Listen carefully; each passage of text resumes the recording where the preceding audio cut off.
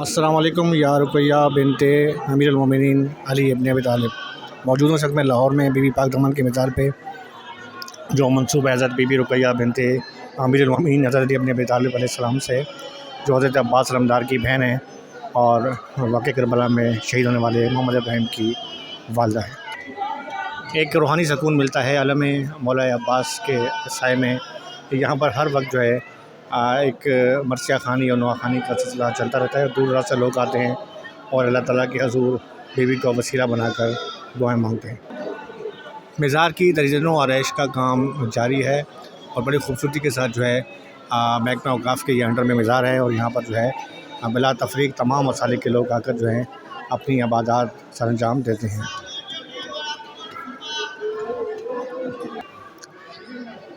حضرت be be Ruqaiya بنت امیر المومنین حضرت علی ابن طالب علیہ السلام کے مزار پر جو ہے وہ گنبد بھی بڑا خوبصورت ہے، اور اوپر بھی جو ہے ایک بہت بڑا گنبد بنانے کا کام جاری ہے، جو عنقریب اس کا جو ہے افتتاح بھی کر دیا گیا تھا، اور اس وقت تزئین و آرائش کا کام جاری ہے۔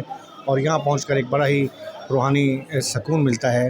جگہ جگہ مولا عباس کے علم ہیں، اور یہاں پر جو ہے بی بی رقیہ، جو یقین طور پر ہمارے پاکستان میں تمام عقائد فرقے کے لوگوں کے لیے ایک بہت بڑا ایک دیکھا جائے تو ہے ایک دعا کی جائے دعا ہے، کہ جہاں پر ہم آ کر اپنے جو ہے بی بی کے توسل سے اللہ تعالیٰ سے دعائیں مانگتے ہیں۔